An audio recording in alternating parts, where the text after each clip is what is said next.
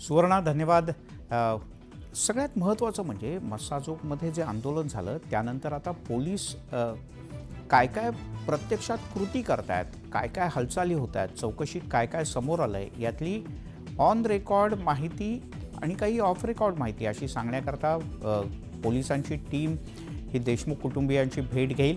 आणि याशिवाय राजकारणातल्या काही आरोप प्रत्यारोपांच्या बातम्या आहेत नेहमीप्रमाणे आणि अन्य काही महत्त्वाच्या बातम्या. आपण त्याआधी हेडलाईन्स.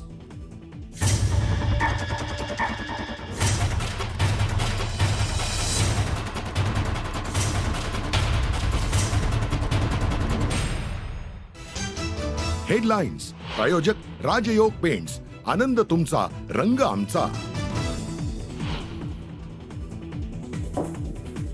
CIDचे अधिकारी देशमुख कुटुंबियांना भेटणार. कुटुंबियांची भेट घेत तपासासंदर्भात देणार माहिती.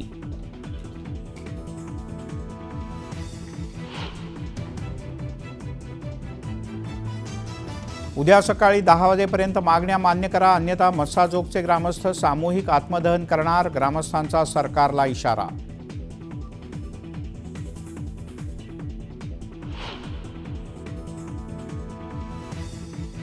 कराडवर 302चा गुन्हा का दाखल नाही, जरांगे यांचा सवाल. तर मुख्यमंत्री आरोपीला वाचवत असल्याची शंका, जरांगे यांची टीका.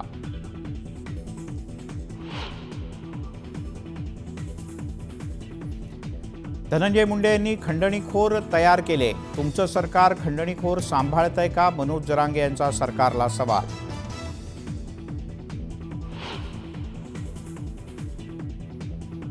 धनंजय देशमुख यांचं आंदोलन अखेर मागे. जरांगे आणि पोलिसांच्या आवाहनानंतर पाण्याच्या टाकीवरून देशमुख उतरले.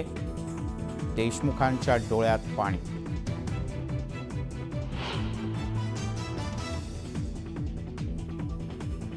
सरपंच संतोष देशमुख हत्या प्रकरणी देशमुख यांच्या पत्नीचा पुरवणी जबाब न्यूज 18 लोकमतच्या हाती.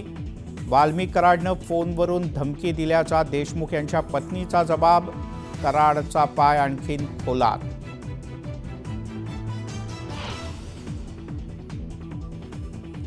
संतोष देशमुख हत्या आणि खंडणी प्रकरणातील आरोपी विष्णू चाटेला न्यायालयीन कोठडी.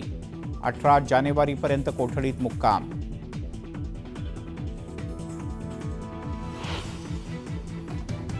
ओबीसी नेते लक्ष्मण हाके यांना जीवे मारण्याची धमकी. जरांगे समर्थकांनी धमकी दिल्याचा आरोप.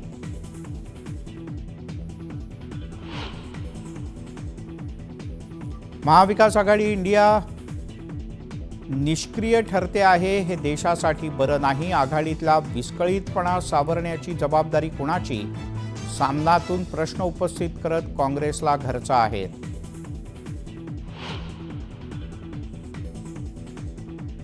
अमरावतीच्या अंजनगाव सुरजीत 1100 रोहिंग्या बांगलादेशींना बनावट जन्मदाखल्यांचं वाटप. भाजप नेते किरीट सोमय्या यांचा गंभीर आरोप.